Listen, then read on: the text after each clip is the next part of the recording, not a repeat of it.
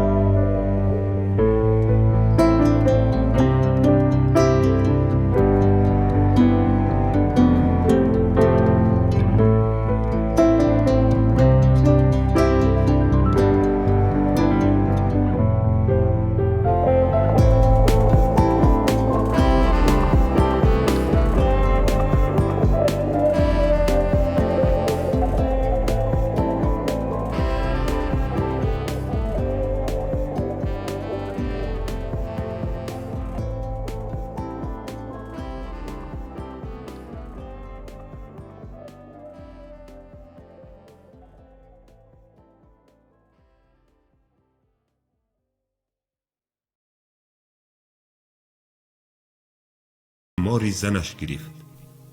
دو چشمان حلقه و سیاه براق، دو رخسار گلگون و دو سینه‌چه سخت سبز که پستانچه هایش به دو شهدت سیاه رسیدگی شباهت داشتند از پیش نظرش هیچ دور نمی شد.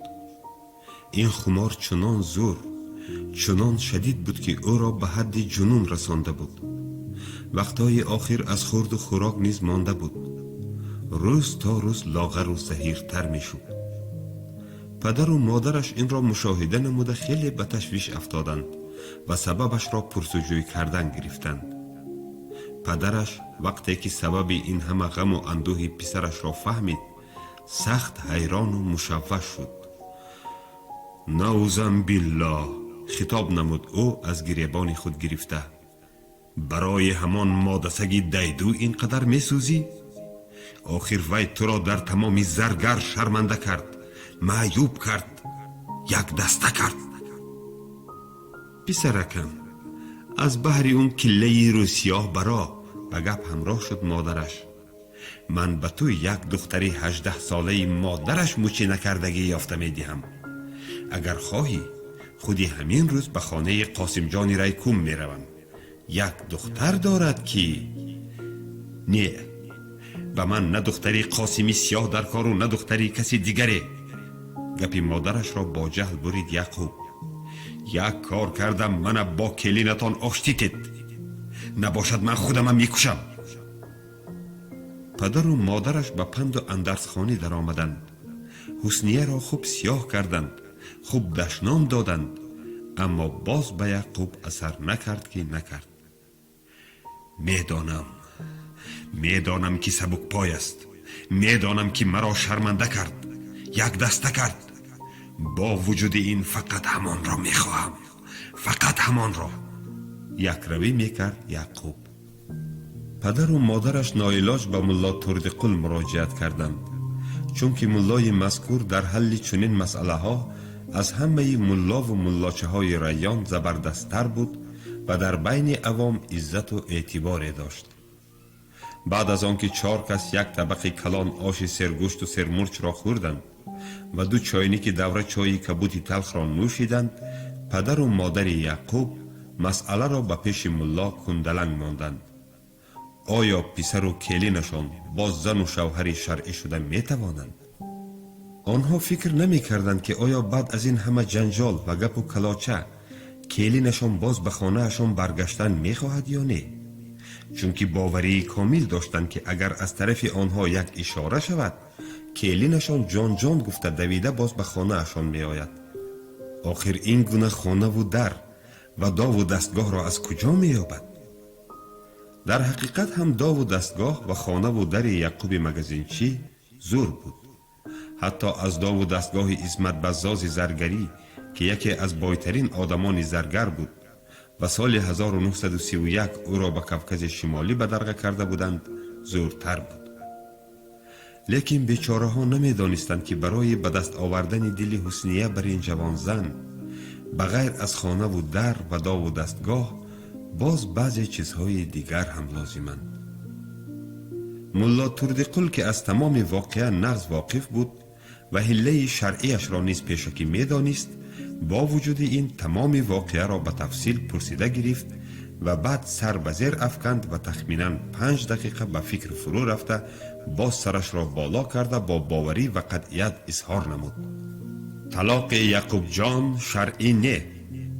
و حاضران را که از این سخنان قاطع به حیرت افتاده بودند با نگاهی متنتن یک یک از نظر گذرانده به اثبات فکرش شروع نمود.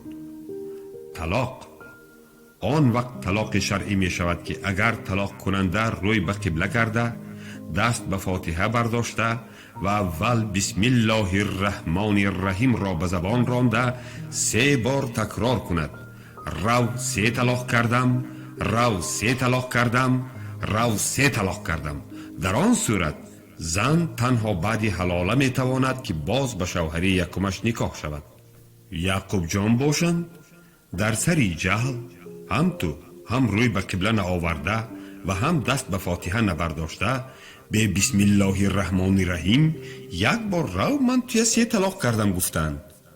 بنابراین طلاقشان شرعی نه.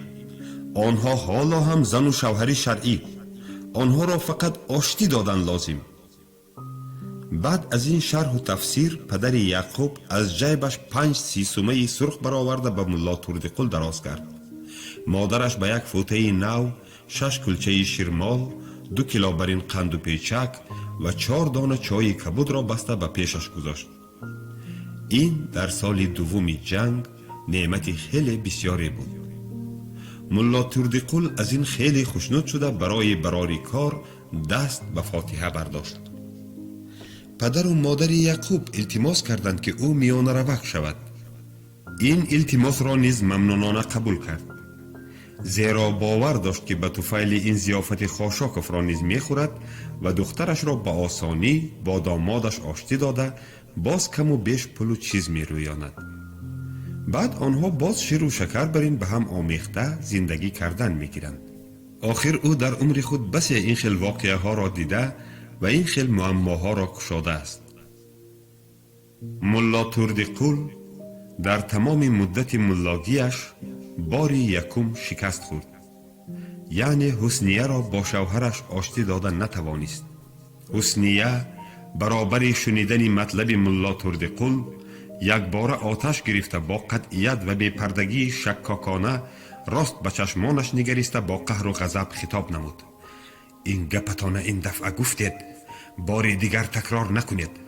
من از دیدار آن هزلک بیزار. اکنون خیزید و عرابه‌تان کشید و دیگر پایتان به اینجا نمانید. با وجود این ملا تردقل صبر و تحمل را پیشه کرد، چونکه بسی این خیل واقعه ها را دیده بود. اول عزت طلبی می کنند، ناز و نوز می کنند، حتی میان روک را دشنام می دهند و بعد آهسته آهسته از پند و اندرز چون ابریشم ملایم شده گردن می فرارند. بنابراین ملا تردقل گپ‌های حسنیه را صرف نظر کرده به پند و اندرز خوانی شروع نمود و چون دید که پند و اندرزش اثر ندارد، چون دلیل آخرین و پسرچه‌اش که به بالای زانوی بابایش نشسته با ریش او بازی میکرد اشاره و خطاب نمود: اقلاً به این کودک بیگناه رحم کن، وی را بی پدر نکنان. از وی بر این پدر داشتن نداشتن بهتر. با جهل خطاب نمود حسنیه و از جایش تند و تیز برخاسته به سوی در روان شد. در را چنان شرقات زنان پوشاند که شیشه های تیرزه قریب فرو ریخته بودند. استغفر الله، خطاب نمود خاشاکوف از گریبان جامهش گرفته. انا این را نشانه آخر زمان میگویند. نه نرش به گپی آدم گوش میکند، نه مادش. نعوذ بالله. ملا تردقل ریش بیلمانند خود را قبضه کرده نیز اظهار تعجب کرد. بعد از این آنها با سری خم خیلی خاموش نشستند. در آخر خاموشی را خاشاکوف ویران کرد و یک آهی چقر کشیده به سخن شروع نمود. این سیاه مله مرا در نزد مردم شرمنده و سرخم کرد. به شما هم من و مادرش هر روزی خدا نصیحت می کردیم، آشتی شو می گفتیم، فایده نکرد که نکرد. دایما گپش یکتا: من دیگر روی آن هزلک را دیدن نمی خواهم. تمام و سلام. او همه این عیب همان مرگنی کله پریده. الهی پسرش بر این بیگور و کفن شود. الهی به تخم و ذات و ذریاتش قران آید. خاشاکوف مرگن را باز خیلی دعایی بد کرد. ملا تردقل گپ‌های حسنیه و پدرش را نریزانده و نچکانده به یعقوب رساند. با وجود این خمار یعقوب پس نشد که نشد. برعکس روز تا روز زورتر و شدیدتر می شد. همین که تصور می کرد که چشمان براق زنش بروی مرد دیگری با مهر می نگرند، به حد جنون می رسید و بسیار می خواست که سرش را به در و دیوار بکوبد و چون سگی سوزن خورده الاس بکشد. بعد از این خود را به پیش پای کمال خان پرتافت. کمال خان که از جهت زنش به یعقوب خیش می شد نه گفته نتوانست. وی 3 بار در نبودن خاشاکوف به خانهش مهمان شد، لیکن عجابتش این بود که به جای به صلح و صلاح و آشتی دعوت کردن، یعقوب را نه میزد و به حسنیه هر خیل لطیفه های نمکی نقل کرده میخنداند. خلاصی کلام چشمک من چشمک تو کرده می نشست. بعد به خانه یعقوب آمده از نام حسنیه هر خیل گپ های نمی شدگی بافته می گفت. یعقوب چون باور حاصل کرد که کمال خان از عهده کار برآمدن نمی تواند، با آخرین امید و تکیهگاه خود قاسم بابایویچ مراجعت نمود. قاسم بابایویچ در اول سرکاری را بهانه کرده از این سپارش نازک سرکشی کردنی شد، اما به بین مادر یعقوب در آمد. مادر یعقوب به زوجهش خاله زایده می شد، بنابراین ناعلاج راضی شد. قاسم بابایویچ از دفعه نخستین فهمید که حسنیه و یعقوب را آشتی دادن آتش و آب را به هم آمیختن بر این یک امری محال است. وی دیگر آستانه خانه خاشاکوف را پخش نکرد. بعد از این خانه پدرش برای حسنیه به دوزخ حقیقی تبدیل یافت. مادرش از صبح تا شام دعایی بد میکرد. پدرش از صبح تا شام ناسزا میگفت، نفرین میخواند و طعنه میکرد. حسنیه گویا همه این حرفا را نمیشنیده باشد، خود را به کری زده میگشت. این بی‌اعتنایی دخترش خاشاکوف را دیوانه میکرد. دلش بسیار میخواست که یگان چیزی گران را گرفته به سر دخترش بکوبد، اما 3 بار استغفر الله گفته وسوسه شیطان را از خود دور میساخت. با وجود این روزی طاقتش طاق شد. ناسزاگویان تمام همسایه ها را جیغ زده و در حولیش جمع کرده در حضور آنها دخترش را عاق کرد. حسنیه گویا به این منتظر باشد حتی دشنام و ناسزای پدرش را تا آخر گوش نکرده از حولیشان برآمد و راست به خانه حلیمه روان شد. مشخاله نو از کار برگشته بود و حلیمه دخترچه‌اش را خوابانده و کار و بار خانه را انجام داده حالا هر دو با فراغت چای نوشیده می نشستند.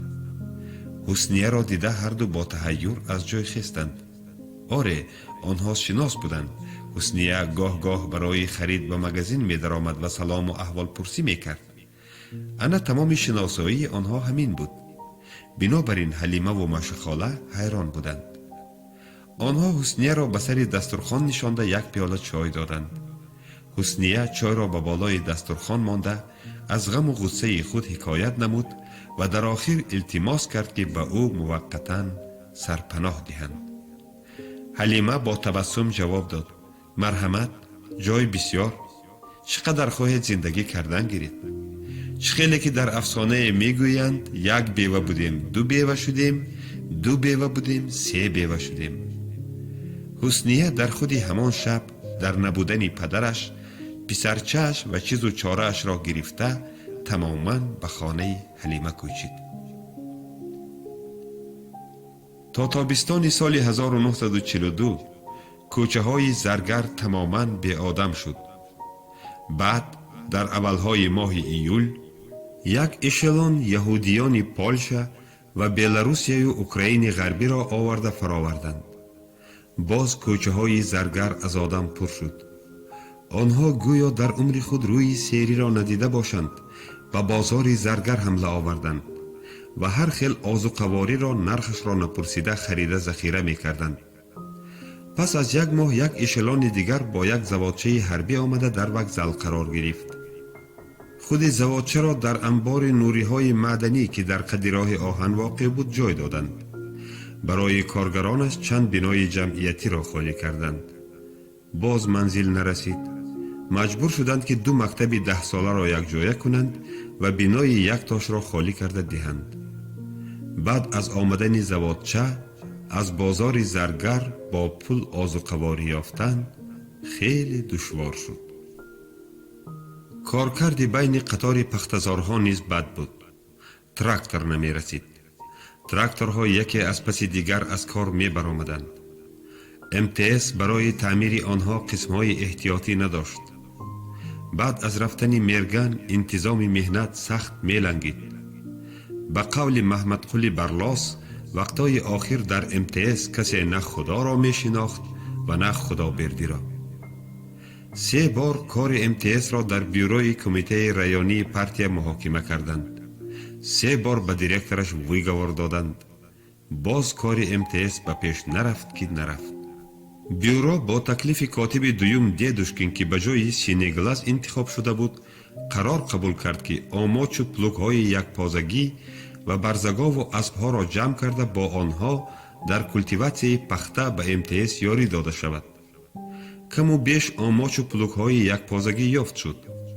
اما از بس که سال 1936 این جانب در کلخازهای پختکار تمامی کاری شدگار و کلتیواتسیا را MTS به ذمه خود گرفته بود، کایها برزگاوها را کشته و از گوشت اسبها قضی کرده خورده بودند. ناعلاج مادگاوهای کلخاز و کلخازچیان را به آماچ و پلوک بستن لازم آمد.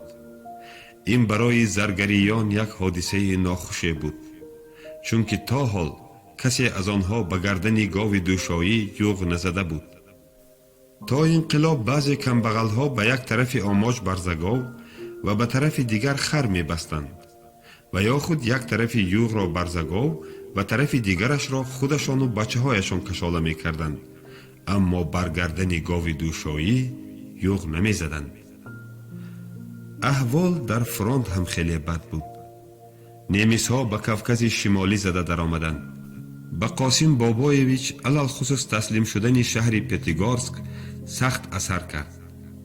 وی سال 1939 و 1940 در این شهر استراحت کرده بود و به آن مهر مخصوص داشت. به این مناسبت مولانبای کاشانگی به خاطرش رسید. قاسم بابایویچ نغز می دانست که در قریبی های پیتیگورسک در یک دهه دشتی که نه آب دارد و نه دال و درخت، تاجیکان بسیاری که آنها را تیرماه سال 1931 با عنوان مهاجران مهنت فرستاده بودند اقامت دارند. مولانبای کاشانگی نیز از آن جمله بود. قاسم بابایویچ خیلی وقت درباره مولانبای فکر کرده نشست. آره، یک وقتها هر دو به تقدیر یکدیگر سخت تأثیر رسانده بودند. اول مولانبای به تقدیر قاسم بابایویچ و بعد قاسم بابایویچ به تقدیر مولانبای. بله، این یادداشت چندان گوارا نبود.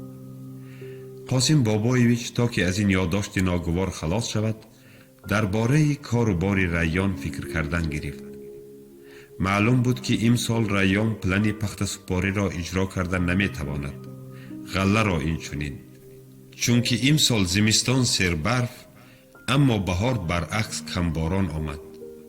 در زرگر تنها در زمین های للمی در پشته کوه ها غله می کاشتند. معلوم که نشونمای غله للمی به بارانگری فصل بهاران و ماه اول تابستان وابسته است. همه این قاسم بابایویچ را سخت عصبی می کرد. علاوه بر این با کاتب دویم دیدوشکین هیچ ساز گرفته نمی توانست. دیدوشکین در هر یک مجلس و بیورا کلش را کشیده می ماند. یا خود بعد از مجلس یا بیورا و کابینتش جیغ زده درباره اصول راهبری و اخلاق پرتیوی 1-2 ساعت لکچه می خواند. دیدوشکین از جمله آن 25,000 های بود که با دعوت پرتیا برای یاری به تاجیکستان آمده بودند. وی چندین سال در وادی وخش و یاوان در وظیفه های گوناگون کار کرده بود. زبان تاجیکی را خیلی خوب می دانست. بنابراین زود خلق و اطوار کلانشوندگان ریان را شناخته گرفت. مردم محلی نیز کاردانی و آدمگری او را شناختند و اکنون قریب با همه مسئله ها محض به او مراجعت می کردند. راهبران اداره و کارخانه های ریان اینچنین، علل خصوص رئیس کام اجرایی ریان و سردار شعبه های آن. با تدریج حاکمیت ریان به دست دیدوشکین می گذشت. قاسم بابایویچ این را احساس نموده باز هم بیشتر آتشین می شد، چون که حالا در بین کلانشوندگان ریان یکه و تنها مانده بود. حالا در مجلس ها پیشتره بر این همه بدون فکر و ملاحظه به هر یک تکلیف او دست بالا نمی کردند، بلکه اول فکر و ملاحظه می کردند و بعد دست می برداشتند.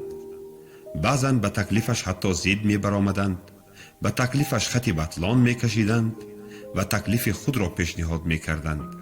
معلوم بود که همه این تأثیری دیدوشکین. انا امروز هم قاسم بابایویچ از پگاهی تا حالا در این باره فکر می کرد، اما به خلاصه درست آمده نتوانست.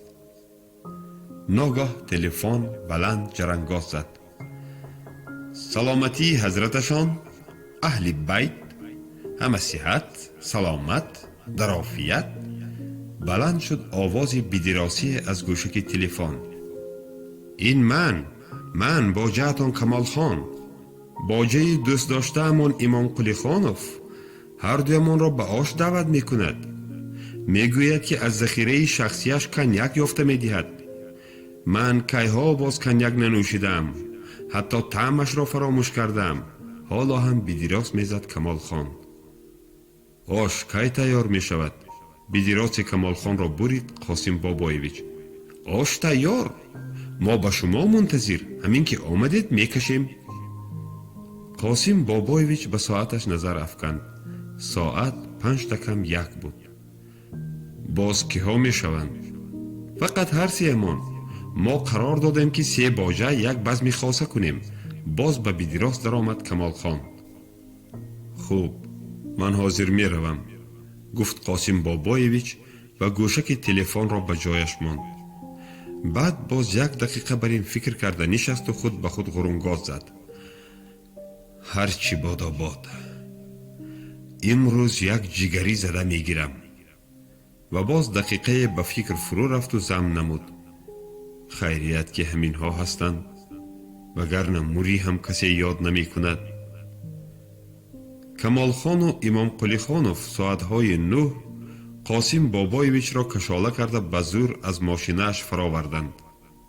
قاسم بابایویچ به پای نمی ایستاد و باجه هایش مجبور شدند که از تگ بغلش گرفته از دروازه درآرند. حسن بقه و بابا لوچک دویده آمدند. بابا لوچک پسرش را در این حالت دیده با خشم به کمال خان رو آورد. همه چیز به عیبش ده، کمتر دهید نمی شد. باجه ها حرف نگفته قاسم بابایویچ را به خانه در آوردند. حسن بقه و بابا لوچک نیز به خانه وارد شده در نزد در باز ایستادند. این خانه خواب قاسم بابایویچ بود و تا حال به جز زنش کسی جرأت کرده به آن پای نمانده بود. قاسم بابایویچ در نزد کت کمتر به پای ایستاد و بعد غرونگاز زد. هوای اینجا دم، به بیرون. باجه ها باز از تگ بغلش گرفته به بیرون به تگ وایش آوردند. در اینجا کتی چوبینی سربری می ایستاد. به بالای آن قالی خون بر این سوپ سرخ گسترده شده بود. بابا لوچک و حسن بقه دو بغل کرپه یافته آوردند. بابا لوچک چالاکانه به بالای کت برآمده چند قبط کرپه پرتافت. کمال خان و امام قلی خانوف زود موزه و لباس قاسم بابایویچ را کشیده خواباندند. 8 بچه 12-13 ساله به دو گروه تقسیم شده در میدانی نزد مسجد چلیک بازی می کردند. ضمناً این در کاشانه یگانه میدانی نسبتاً کلان و هموار بود. 4-5 مرد میان سال که از نماز پیشین فارغ شده بودند از ایوان مسجد بازی بچه ها را تماشا می کردند. نوبت چلیک زنی به بچه شانه پهنی سیاه چرده ای رسید. بچه پایهایش را وسیع گذاشته با چلیک دسته آهسته به نوک چلیک زد. چلیک 1-1.5 متر بر این بالا جست و بچه خیز زده و قلاچ کشیده با چلیک دسته به چلیک فراورد. بعد از ثانیه دسته مقابل، یعنی 4 بچه که در قفایش می ایستادند، با آهنگ 4 ضرب کف کوفته با آوازی بلند سرودن گرفتند. اونجا یکش میتابد، اونجا یکش میتابد. چلیک خیلی پرواز کرده به زمین افتاد. پسر بچه از ضربه خود خرسند شده به قفا به سوی حریفانش برگشت و چند ثانیه به آنها متحیرانه نگریست. چون در کجا بودن گپ را فهمید، زود چلیک دسته را هوا داده با کف دستش جای دریدگی ایزارش را پخش کرد. ناگاه چشمش به ایوان مسجد افتاد. از آنجا نیز به او نگریسته تبسم می کردند. بچه کف دستش را همانا در جای دریدگی ایزارش داشته به سوی خانه اشان که در بالاتری مسجد واقع بود می دوید. جسته به پیش ایوانشان برآمد و خود را به سوی مادرش که در یک گوشه ایوان نشسته چرخ می رسید هوا داد و رویش را به بالای سانی او مانده چندان گریست که آبی چشمش از کرته و لازمی گذشته رانی زنک را جیز جیز سوزاندن گرفت. قاسم جان، بچه جانم، شیرینکم، به تو چی شد؟ چرا گریه میکنی؟ گپ زن، کی تو را خفه کرد؟ کی؟ میپرسید مادرش سرش را سیله کرده. به من فقط نامش را گوی، هر دو چشمش را کافته میگیرم، به گوری پدرش آتش میزنم. پسر بچه در آخر گریه را فرو برده حقا زنان درباره بدبختی که هنگام چلیک بازی به سرش آمده بود نقل نمود.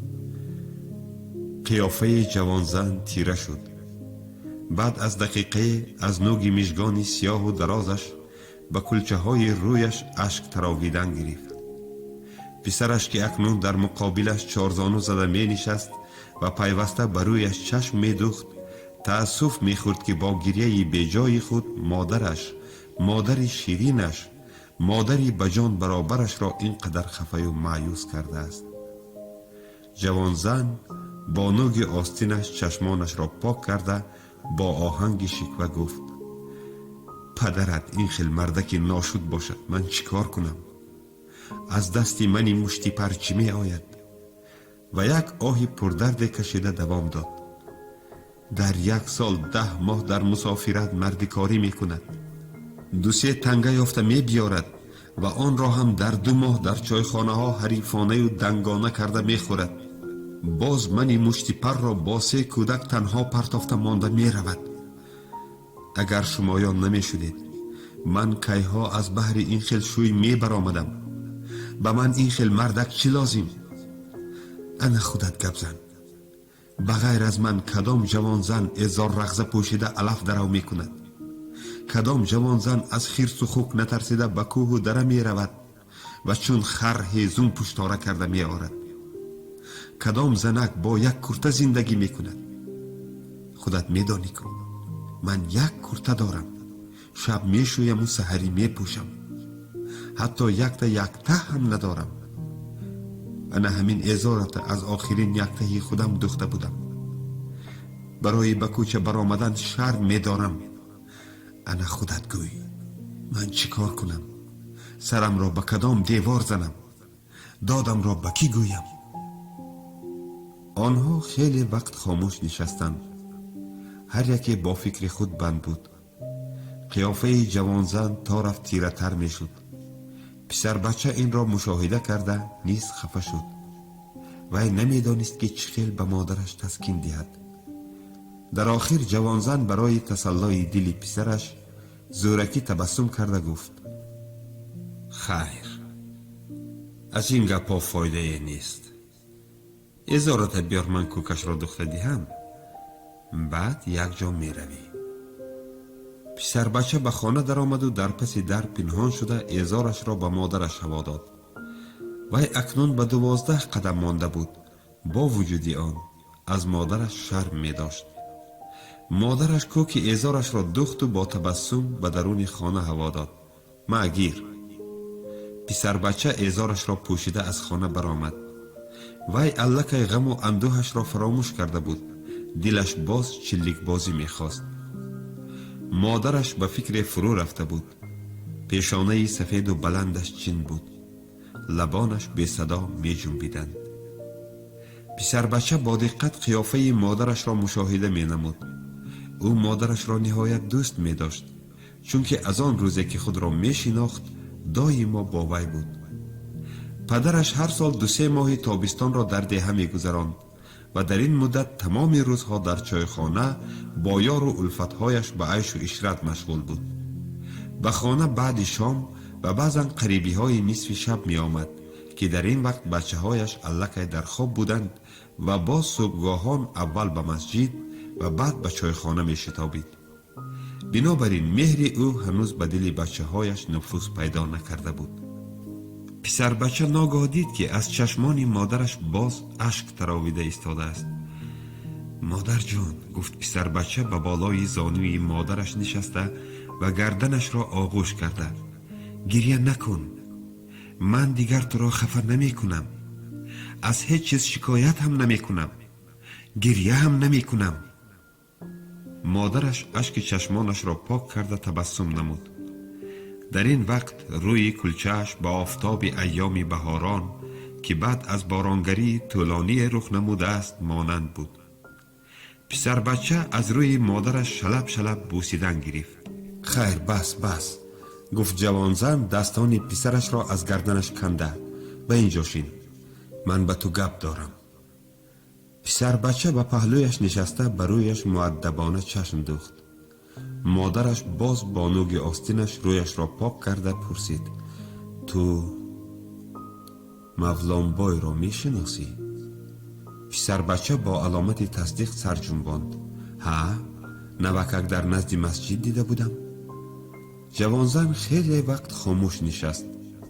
پسرش که از بی حرکتی زیق شده بود با امید سپارش پرسید: خوش؟ چی بود؟ جوان زن باز به فکر فرو رفت. باز ابروانش چین شدند و لبانش بی صدا جنبیدن گرفتند. پسر بچه هیچگاه مادرش را در چنین حالت ندیده بود.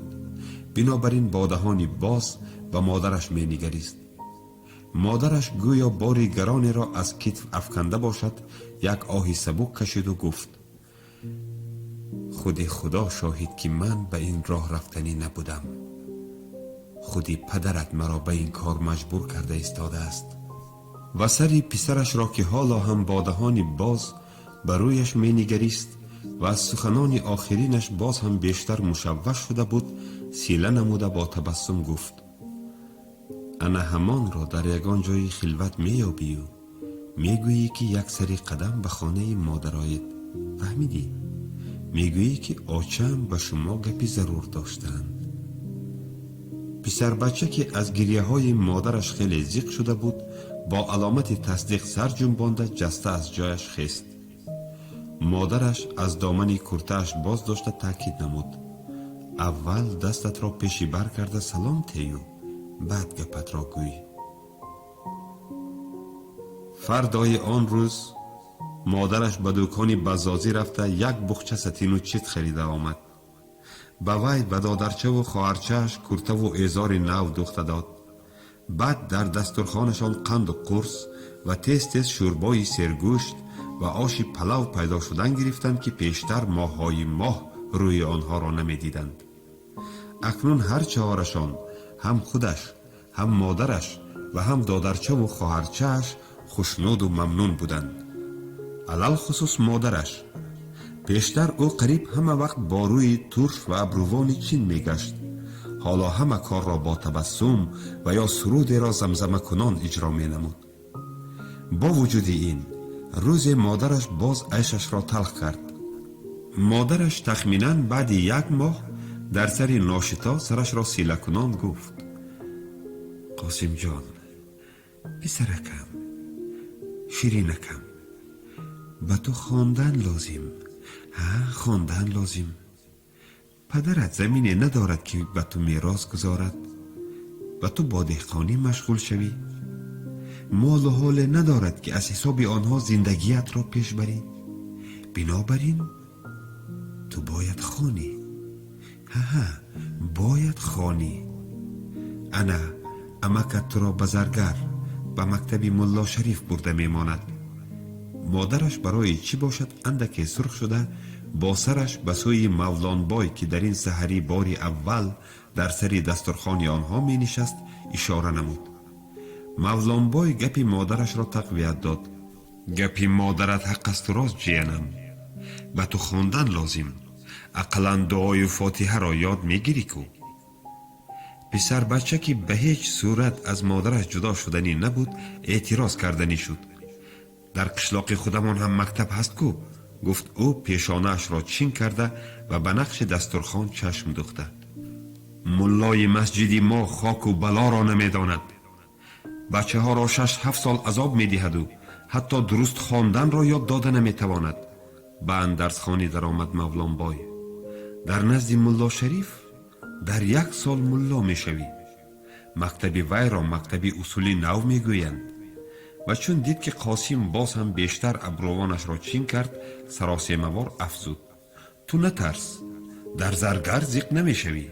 من هم پسرم را به مکتب ملا شریف ماندنی. هر دویتان در خانه خواهر من زندگی می کنید. من خودم هر بیگاهی جمعه رفته شمایان را به قشلاق می بیارم. تو راضی؟ در این وقت مادرش از خانه درون یک جفت موزه سرخ و یک جامعه بیقصب را آورده به نزدش ماند. این دل پسر بچه را تماما تسخیر کرد. وی در عمرش موزه و جامعه بیقصب نپوشیده بود.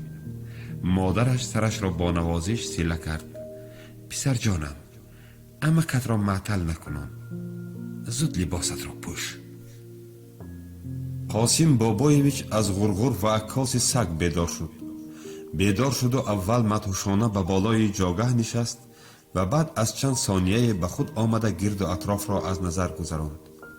در قریبی دروازه که آن را نیمراغ مانده بودند، سگش الاپر که از ذات سگان گرگگیر نیمیسی بود و یک سگ دیدوی که شاید به امید استخوان به حولی در آمده بود با خشم عکاس زده آن را از قلمرو خود بیرون کردن میخواست، چون که وی سگ عاقل بود. با یک سگ بی صاحبی بی نسب برابر شدن نمیخواست و کار را بی جنگ و جنجال انجام دادنی بود. سگ دیدو دمش را به بین پایش زیر کرده و گاه گاه با کره چشم به قفا نظر افکنده به سوی دروازه روان شد. الاپر از خواب بیدار شدن صاحبش را احساس نموده حریفش را فراموش کرد و با امید نوازش به قفا برگشت. سگ دیدو یا نهایت گرسنه بود یا نهایت روی نتن، چون که انا در همین وقت ناگه به قفا برگشته با 2 جهش خود را به حریفش رساند و از غفلت او استفاده کرده برانش دندان زد. جان الاپر به لبش آمد، چون که در عمرش سگ جرأت کرده به او دندان نزده بود. الاپر با 2 جهش خود را به سگ دیدو که حالا از این جسارت خود ترسیده رو به فرار نهاده بود رساند و با پیشتنه وسیع خود او را زده از پای افشاند و از گردنش گرفته آزاد بالا برداشت و 2-3 بار افشانده باز به زمین هوا داد. انا حالا سگ دیدو در بین 2 پای پیش الاپر 4 پایش را بالا کرده به تخت پوش خوابیده مهین مهین ناله می کرد و با لفظ سگانه خود عذر و معنی می گفت. الاپر به وی با تکبر نگریسته با آواز بم خود مظفرانه غراس می زد. او سگ بچه دیدوی ناشد، به دست افتادی؟ خواهیده کشمت یا از گناهت گذرم، کنی گپ زن. سگ دیدو حالا هم مهین مهین ناله می کرد. در ناله او درد و علم ضعیفی و ناتوانی نهان بود. بله، درد و علم ضعیفی و ناتوانی از همه درد و علم ها زورتر است. درد و علم ضعیفی و ناتوانی جانگداز است، جانگداز. وی 4 سال در نزد ملا شریف خواند. در حقیقت هم در سال اول خط و سواد برآورد و در 3 سال دیگر کم و بیش از تاریخ، جغرافی و 4 عمل بلد شد. در این 4 سال در خانه خواهر مولانبای زندگی می کرد. برابری پسری مولانبای خوراک می خورد، برابری او لباس می پوشید. در این 4 سال مولانبای هر بیگاهی جمعه با بازارچی 1 اسب می فرستاد و او به آن سوار شده به عیادت مادرش می آمد. خلاص کلام، زندگیش از زندگی با بچه های شریک درسش کم نبود. سال 1921 در زرگر حاکمیت سویتی برقرار گردید. در خود همان سال او را به شورای جماعه زرگر کاتب انتخاب نمودند. در آن وقتها کاتب را میرزا می گفتند و او از قاسم سیاه و بچه بابا لوچک به میرزا قاسم جان تبدیل یافت. او را نه برای آن کاتب انتخاب نمودند که در زرگر دیگر آدمی باسواد نبود. در زرگر چنان مخصوم زادگانی بودند که در ترکیه و یا در مکتب‌های روسی محلی شهر تاشکند و سمرقند تحصیل دیدند و نه تنها به زبان روسی بلکه به زبان آلمانی و فرانسوی خیلی نقص سرفهم می رفتند. با این زبانها نوشته و خوانده می توانستند. حال آنکه او بجز زبان مادری خود زبان دیگری را نمی دانست و بجز حروف عربی حرف دیگری را نمی دانست.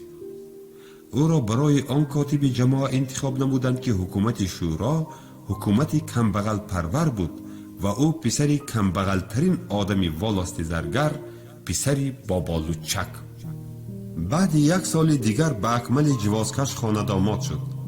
وی نغز می فهمید که اکمل جوازکش نه پسری بابا لوچک بلکه کاتب جماعه را خانه داماد کرد.